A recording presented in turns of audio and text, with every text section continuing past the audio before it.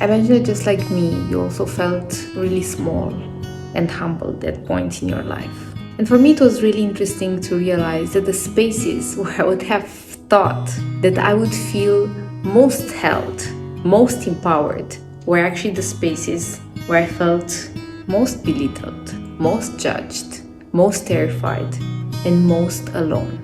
The first one is inside the Orthodox Church, where I was born, a space where you are supposed to feel the divine love emanating through all the pores of all the human beings gathered there to worship God. And for me, that has never been the case. Not once in my life have I felt that inside the church I can receive kindness. No, sorry, only one time, when I was crying in my fists in a church in Berlin because one priest had just told me that I'm gonna burn in the fire of damnation, and delivered this booklet to read because I had decided to go and study meditation in Thailand with these Buddhist monks. I remember this woman who held me and she told me, nobody knows what is inside your soul, and nobody can judge your level of faith based on how you look like or how you appear to be. That was the only moment probably where I felt that there is humanity inside this institution that by default should be embraced in humanity.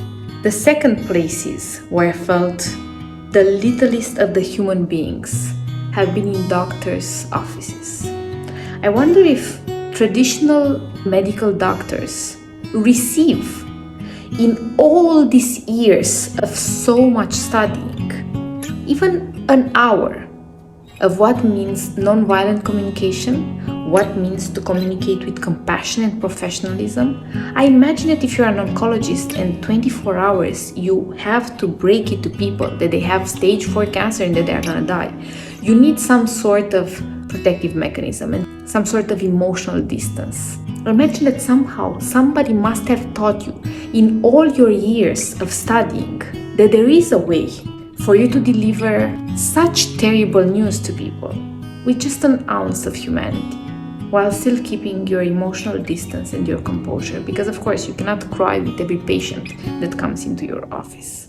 I cannot understand how is it that in the two spaces where I would imagine that you would find people who have been brought to their knees in front of humanity and what it feels like to see so much suffering and so much faith and so much hope at the same time.